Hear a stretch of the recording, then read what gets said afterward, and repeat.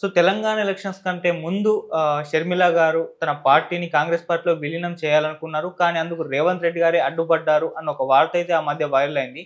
So అప్పుడు ఎవరైతే రేవంత్ రెడ్డి గారు అడ్డుపడ్డారో ఇప్పుడు అదే రేవంత్ రెడ్డి గారు షర్మిల గారిని ఏపీ కాంగ్రెస్ పార్టీలో జాయిన్ అయ్యే విధంగా ఆయన చేశాడని, సో తన పార్టీని విలీనం చేయడానికి తనే ముందుండి నడిపించాడని చెప్పేసి కొన్ని వార్తలతో వైరల్ అవుతున్నాయి. మరి ఈ వార్తలో వాస్తవం ఎంతుంది? ఉంటే ఎందుకు? సో ఈ అంశం మీద డిస్కస్ చేయడానికి ప్రెజెంట్ మనతో పాటు సీనియర్ జర్నలిస్ట్ జగదేవ్ గారు ఉన్నారు. వారితో ఒకసారి డిస్కస్ చేద్దాం. నమస్కారం సార్. నమస్తే అండి. సార్, అప్పుడు తెలంగాణ ఎలక్షన్స్ కంటే ముందు రేవంత్ రెడ్డి గారే వద్దన్నారు షర్మిల గారిని కాంగ్రెస్ పార్టీలో విలీనం చేస్తా అన్నా కూడా అని. సో ఇప్పుడు ఆయనే షర్మిల గారిని అటు కాంగ్రెస్ పార్టీలో కలిపారని, ఏపీ పాలిటిక్స్ లోకి ఆమెను ఎంటర్ చేశారని చెప్పేసి వార్తలు అయితే వైరల్ అవుతున్నాయి. మరి దీంట్లో వాస్తవం ఎంత ఉందంటారు సార్? అంటే ఈ వార్తల్లో కొంతవరకు వాస్తవం ఉందండి. అది ఎట్లా అంటే రేవంత్ రెడ్డి గారు అయితే షర్మిల గారిని కాంగ్రెస్ రావించడానికి నో అయితే అనలేదు. బట్ ఎక్కడ బయట ఉంటే ప్రభుత్వ వ్యతిరేక ఓటు చీలిపోతుందన్న భయం. రెండవది ఏంటంటే ఆవిడ కలిస్తే ఆవిడ కొన్ని సీట్లు కేటాయించబడాలి, ఎంతవరకు నెగ్గుకొస్తుందన్న అనే సందేహంతో ఉండొచ్చేమో కానీ వద్దనలేదు. బట్ ఆయన ముఖ్యమంత్రిగా పీఠం ఎక్కక ముందే కాంగ్రెస్ అధిష్టానం ఆలోచన విధానం ఎలా ఉందంటే ఇక్కడ ఎలాగైనా గవర్నమెంట్ ఫామ్ చేయాలి, తెలంగాణ ప్రకటించింది మేమే. అలాంటిది అటు ఆంధ్రాలో పూర్తిగా నష్టపోయాం, భూస్థాపితం అయిపోయింది. ఎంత ప్రకటించిన తెలంగాణలో ఇక్కడ కాంగ్రెస్కి వాల్యూ లేకుండా పోయింది. 10 ఏళ్ళు వీలే పరిపాలించారు, మా స్థానం ఏంటి, మేము ఎంత బాధపడి ఒక రాష్ట్రాన్ని కూడా కోల్పోయామే, ఆఖరికి చాలా బ్యాడ్ అయిపోయాం కదా, మా పరిస్థితి ఏంటి, ఎలాగైనా తీసుకురావాలి. తీసుకొచ్చిన మరుక్షణం ఆంధ్రాలో కూడా కాంగ్రెస్ని లేవనెత్తాలి, బతికించాలి అని అప్పట్లోనే కొన్ని వార్తలు వచ్చే, వార్తలో వాస్తవం ఉంది. దానికి రేవంత్ రెడ్డి గారు ఎలా అంటే టీడీపీలో ఒకప్పుడు చేశారు కాబట్టి, టీడీపీ హయాంలో ఉన్నప్పుడు చంద్రబాబు గారితో ఉన్నప్పుడు 2 కళ్ళు నినాదంతో కొంతవరకు పనిచేశారు కాబట్టి, రేవంత్ రెడ్డి లాంటి వ్యక్తి నేషనల్ లీడర్, నిజంగా రేవంత్ రెడ్డి లాంటి వ్యక్తి జాతీయ లీడర్షిప్ క్వాలిటీస్ ఉన్న పర్సన్. సో ఆయన మీద కొన్ని విమర్శలు ఉన్నాయి, ఈ ఉద్యమంలో పెద్దగా పనిచేయలేదు అని. నిజమే, పనిచేయపోయి ఆయనకి 2 రాష్ట్రాలు 2 కళ్ళు ప్రతి ఒక్కరూ కావాలి నేషనల్ పార్టీ అన్నాక కదా. ఇప్పుడు టీఆర్ఎస్ కూడా మాకు తెలంగాణ ముఖ్యం, మాకు ఎవరు లేకపోయినా పర్వాలేదు, నువ్వు ఆంధ్రోడవా ఇట్లా మాట్లాడిన వాళ్ళు మరి బీఆర్ఎస్ ఎందుకు పేరు మార్చారు? మళ్ళీ జాతీయ పార్టీ అవుదామనే కదా, విస్తరిద్దామనే కదా. సో ముందు నుంచి మీకు వాదం ఉంది, కాకపోతే అధికారం కోసం తెలంగాణ నినాదం ఎత్తుకున్నారు మీరు కదా. సో ఈయన అలా కాదు, మొదటి నుంచి అలాగే ఉండడం వల్ల ఈయన ఉద్యమంకి వెన్నుపోటు పొడిచాడు, ఉద్యమంలో పార్టిసిపేట్ చేయలేదు అని వాదనలు వినిపించాయి. సో రేవంత్ రెడ్డి గారు అవేవి పట్టించుకోలేదు. ఆయనకి తెలంగాణ ముఖ్యమే, పార్టీ కూడా ముఖ్యమే. దీంతోనే ఆయన ఖచ్చితంగా పీసీసీ, ఇంకో వార్త వచ్చింది ఏంటంటే పీసీసీ పదవి దక్కించుకున్న మరుక్షణం ఆయన ఖచ్చితంగా ప్రభుత్వాన్ని ఇక్కడ ఫామ్ చేస్తాను, నన్ను ముఖ్యమంత్రి అభ్యర్థిగా కూడా ప్రకటించాలి, అలాగే నేను కాంగ్రెస్లో కూడా బతికిస్తాను అన్నట్టుగా కూడా ఆయన ప్రామిస్ చేశారు, లేదంటే మాట ఇచ్చారు, సంథింగ్ ఎట్లాగైనా ప్రయత్నిద్దాం అన్నట్టుగా కొన్ని వార్తలు వచ్చాయి. మేబీ అయిండొచ్చు అవి. సో అనుకున్నట్టుగానే ఆయన గవర్నమెంట్ ఫామ్ చేశారు. ఆయన వచ్చాకే కాంగ్రెస్ గాలి మరింత వీచింది. అన్ని సమీకరణాలను, అన్ని సీనియర్ లీడర్ని కలుపుకుంటూ పోయి మొత్తానికి ఈ రోజు పరిపాలన చేస్తున్నాడు. పరిపాలన కూడా శరవేగంగా దూసుకెళ్ళిపోతాడు. రోజుకో సమావేశం, రోజుకో పథకం, రోజుకో సమీక్ష అన్నీ కదా. అలాంటి రేవంత్ రెడ్డి గారు ఇప్పుడు మళ్ళీ షర్మిల గారిని ప్రిఫర్ చేసి, ఎందుకు? రాజశేఖర రెడ్డి గారి బిడ్డ షర్మిల. ఈ రాజశేఖర రెడ్డి గారు ఎవరు? కాంగ్రెస్ తరఫున ముఖ్యమంత్రి, 2 సార్లు ముఖ్యమంత్రి అయిన అభ్యర్థి. అఫ్ కోర్స్ దురదృష్టవశాత్తు మన మధ్యలో లేరు. సో రాజశేఖర రెడ్డి గారి బిడ్డగా ఖచ్చితంగా ఆంధ్రాలో ఆవిడ్ని ఆదరిస్తారు కదా, ఆడబిడ్డ కాబట్టి. జగన్ గారిది ఎలాగో వ్యతిరేకత ఉంది కాబట్టి ఇదే సరైన సమయము, ఇదే అదను చూసి ఆమెను ఇక్కడ పీసీసీ చీఫ్ చేయాలి అన్నట్టుగా ఆయనే ప్రపోజ్ చేశారు. అంటే అధిష్టానం ఆలోచన కూడా ఇదే, కాంగ్రెస్ని పూర్తిగా నేలమట్టం అయిపోయిన కాంగ్రెస్ని కాస్త లేపుదాము, ఇప్పుడు కాకపోతే 2029 ఎలక్షన్స్లో అయినా మనం అంటూ నిరూపించుకుందామనే ఆలోచనలో కూడా కాంగ్రెస్ ఉంది. మేబీ ఇప్పుడు షర్మిల గారితో కొంత సహకారం అవ్వచ్చు ఓటు బ్యాంక్ పెంచుకునే అవకాశంలో. సో అందుకు దానికి రేవంత్ రెడ్డి గారు కూడా ఒత్తాసు పలికారంట. ఇప్పుడు ఆవిడకి పార్టీ విలీనం చేశాక ఒక పదవిని ఇవ్వబోతున్నారు. అయితే ఆ పదవికి ఆవిడ కాస్త భయపడుతున్నారు.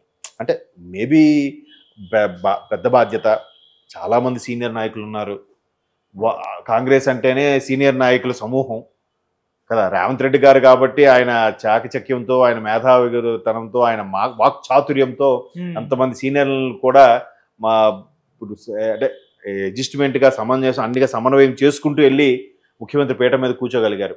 ఈవిడ ఇంకా అంత అనుభవం లేదుగా. టీపీసీ తెలంగాణ వైఎస్ఆర్ పార్టీ పెట్టి కూడా కొన్ని సంవత్సరాలు అయ్యింది, కొద్ది నెలలు సంవత్సరాలు పోనీ 1 or 2 years ఈ అనుభవం సరిపోదు. దానికి తోడు ఒక అది బరువైన బాధ్యత కాబట్టి అట్లీస్ట్ సీట్లు సంపాదించకపోయినా గెలవకపోయినా ఓటింగ్ బ్యాంక్ అయినా పెంచకపోతే ఖచ్చితంగా అందరూ విమర్శిస్తారుగా. ఇవన్నీ పక్కన పెడితే సొంత అన్న మీద కూడా ఆ స్థాయిలో విమర్శించాలిగా. అది కొంచెం ఇబ్బందికరమైన అంశమేగా. మనం మరోవైపు వార్తలు చూస్తున్నాం, అన్నా చెల్లెళ్ళు ఎడమొహం పెడమొహం, ఏవో చిన్న చిన్న పొరపచ్చాలు వచ్చాయని ఆవిడ కూడా కొన్నిసార్లు మీడియా సంబంధంగా మాట్లాడారు కదా. అలాగా ప్రతీది కూడా అంటే ఎలా ఎలా ఉంటుందంటే ఇవన్నీ బరువులు ఆలోచించి ఒకవేళ ఆవిడ కనీసం మోస్తరుగా కానీ చేయకపోతే ఖచ్చితంగా మళ్ళీ విమర్శలు ఎదుర్కోవాలి. సీనియర్ నుంచి విమర్శలు ఎదుర్కోవాలి, అధిష్టానం నుంచి విమర్శలు ఎదుర్కోవాలి. సరే ఎందుకులో ఏఐసీసీలో కీలక పదవి తీసుకుంటే సరిపోతుందా అనే ఆలోచన కూడా ఆవిడలో ఉంది. బట్ దానికి రేవంత్ రెడ్డి గారు కొంత సహకారం ఇస్తూ లేదు దాన్ని బయటగా ఆవిడ అలా చెప్పకుండా ఇవాళ వచ్చిన వార్త ఏంటంటే పీసీ చీఫ్ అంటే ఖచ్చితంగా ఖర్చుతో కూడుకున్న పని, అంత ఖర్చు బేర్ చేయలేము, పైగా బాధ్యత కూడా పెద్ద బాధ్యత, అందుకు షర్మిలా గారు అలాంగ్ విత్ బ్రదర్ అనిల్ గారు ఆయన కూడా కొంత వెనకడుగు వేస్తున్నారన్నట్టుగా కొన్ని వార్తలు వచ్చాయి ఈరోజు. బట్ అది బయటికి చెప్తున్నారు కానీ అసలు విషయం నేనైతే అన్నయ్యతోనే పోటీ పడాలి, అన్నయ్యనే విమర్శించాలనే దృక్పథంతో మేబీ ఇప్పటికే రేపు ఇంకోటి కొడుకు పెళ్లి కూడా ఉంది ఫిబ్రవరిలో. ఒకవేళ మార్చిలో ఎలక్షన్లో, మార్చి ఎండింగ్ ఏప్రిల్ ఎలక్షన్స్ అంటే ఫిబ్రవరిలోనే డిక్లేర్ చేసేస్తారు. ఫిబ్రవరిలోనే కొడుకు పెళ్లి ఉంది. అటు కొడుకు పెళ్లికి ఇదవుతారా, ఇటుపక్క అన్ని నియోజకవర్గాలు తిరుగుతారా, ఎంత బరువు బాధ్యతలే కదా అవి. ఇప్పుడైతే ప్రకటించారో మళ్ళీ పోలింగ్ తేదీ వరకు కూడా కంటి మీద కునుకుండదు కదా. తిరుగుతూనే ఉండాలి, క్యాన్వాసింగ్ చేయాలి, మాటలు పడాలి, మాటలు అనాలి, ఆరోగ్యం చూసుకోవాలి, ఒకవైపు పెళ్లి బాధ్యతలు ఉన్నాయి. ఇవన్నిటికీ భయపడి లేదంటే ఆలోచించి, భయపడిన కాదు ఇవన్నీ నేను సక్రమంగా చేయగలనా అని ఆలోచించి స్టెప్ బ్యాక్ అయ్యి ఉండొచ్చు. బట్ దానికి రేవంత్ రెడ్డి గారు మాత్రం ఫుల్ సపోర్ట్గా ఉన్నారు. అవసరమైతే ఫండింగ్ కానీ ఎటువంటి మారల్ సపోర్ట్ అయినా ఇవ్వడానికి సిద్ధంగా ఉన్నట్టు కూడా వార్తలు వస్తున్నాయి. మేబీ అది అయితే అవ్వచ్చు కూడా, ఎందుకంటే రేవంత్ రెడ్డి గారి చాకచక్యం, ఆయన తెలివితేటలు, ఆయన సామర్థ్యం కూడా మొన్న ఎలక్షన్స్లో చూసాం. కాబట్టి ఈసారి ఆవిడకి కూడా సపోర్ట్ ఇస్తూ కాంగ్రెస్ని ఎలాగైనా మళ్ళీ ఆంధ్రాలో పైకి తేవాలనే ఉద్దేశంలో ఉన్నారు. సక్సెస్ చేసినా చేయొచ్చు. రేవంత్ రెడ్డి గారి మీద నాకు ఆ నమ్మకం ఉంది. షర్మిలా గారు కాస్త రాజశేఖర్ బిడ్డగా జనాల్లోకి వెళ్తే బాగుంటుందని నా అభిప్రాయం. అలా వెళ్తే ప్రజలైతే ఆదరిస్తారు. మరీ సీట్లు సంపాదించేస్తారు, గెలిచేస్తారని అన్న కానీ ఓ మోస్తారు అంటే ఏమి something is better than nothing కదా. ఏమి నథింగ్గా ఉన్న ఏపీలో కాంగ్రెస్ పరిస్థితి సంథింగ్గా తీసుకొస్తారని నాకు అనిపిస్తుంది. దానికి రేవంత్ రెడ్డి గారు మారల్ సపోర్ట్ ఇస్తారు ఖచ్చితంగా. ఎందుకంటే పక్క రాష్ట్రం ముఖ్యమంత్రి, తెలుగు వారం కదా, పైగా అంతా ఒకప్పుడు ఉమ్మడి ఆంధ్రప్రదేశ్. సో రాజశేఖర రెడ్డి గారు ఉమ్మడి ఆంధ్రప్రదేశ్ ముఖ్యమంత్రి కాంగ్రెస్ తరఫున. ఆ నినాదంతో జనంలోకి వెళ్తే ఖచ్చితంగా ఇది అవుతుంది. రేవంత్ రెడ్డి గారు అటు షర్మిలని కాంగ్రెస్ పార్టీలో చేర్చడం అంటే కాంగ్రెస్ పార్టీని బలోపేతం చేయడానికా, లేకుంటే వైసీపీ ఓట్లు చేర్చి టీడీపీని కదా ఫేవర్ చేద్దాం అనుకుంటున్నారు? రెండు అవ్వచ్చు. మీరు ఆప్షన్ ఏ, ఆప్షన్ బి ఇచ్చారు, ఆప్షన్ సి పైవన్యూ మేబీ అంటే అలా అని ఉండదు. కానీ ఎలాగో కాంగ్రెస్ ముఖ్యమంత్రిగా అయ్యారు కాబట్టి కాంగ్రెస్ని ఎలాగైనా పైకి తీసుకొస్తానని మాట ఇచ్చారని అంటున్నారు కాబట్టి ఎంతో కొంత బలపడుతుంది కదా షర్మిలా గారు వెళ్తే. అంటే నష్టం ఎవరికంటే మన వైఎస్ఆర్సీపీకి. టీడీపీకి ఎలాగో ఆల్రెడీ దాన్ని ఏమంటారు, ఆ మేనియా వచ్చేసింది, ఆ గ్రాఫ్ పెరిగిపోయింది టీడీపీకి. చంద్రబాబు గారు అరెస్ట్ ముందు, అరెస్ట్ తర్వాత మనం మాట్లాడుకోవచ్చు. ఎందుకు పెరిగిపోయిందంటే ప్రభుత్వ వ్యతిరేకతే. ఏదైతే మనం ఇంతకుముందు మాట్లాడుకున్నామో సజ్జల రామకృష్ణారెడ్డి గారు కొన్ని రీజన్స్ ఒక్కొక్కరుగా పార్టీ విడిచి వెళ్ళడం ఇవన్నీ ఉండడం వల్ల వైఎస్ఆర్సీపీ డౌన్ అయిపోయింది, టీడీపీ పెరిగింది. దానికి కాస్త జనసేన తోడైంది, మరి కాస్త ఇంకో మెట్టు పెరిగింది కదా. సో ఖచ్చితంగా ఎవరు వచ్చినా ఏం చీల్చినా వైసీపీకే ఇబ్బంది. ఎందుకంటే రాజశేఖర రెడ్డి గారు రెండు కళ్ళు, జగన్మోహన్ రెడ్డి గారు, షర్మిలా గారు. ఒక కన్నుకి కొంతమంది ఒకే ఇంట్లో ఇద్దరు రాజశేఖర రెడ్డి గారు పెట్టలేగా, నువ్వు దానికే నేను దీనికి వేస్తా అంటారు. అండ్ మోర్ ఓవర్ అక్కడ ప్రభుత్వ వ్యతిరేకతో జగన్మోహన్ రెడ్డి గారే దగ్గర చేసిన ఎమ్మెల్యేలు ఒక్కొక్కరుగా బయటకు వస్తున్నారు. ఆయన కూడా చెప్తున్నారు చాలా మందికి కొత్త వాళ్ళకి అవకాశం ఇస్తాను, పాత వాళ్ళకి ఇవ్వనని.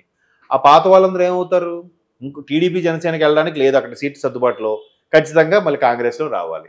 చాలా మంది వరకు టీడీపీలోకి వెళ్తారు, ఎక్కువ మంది షర్మిలా పాటు కాంగ్రెస్లోకి వెళ్తారని నా అభిప్రాయం.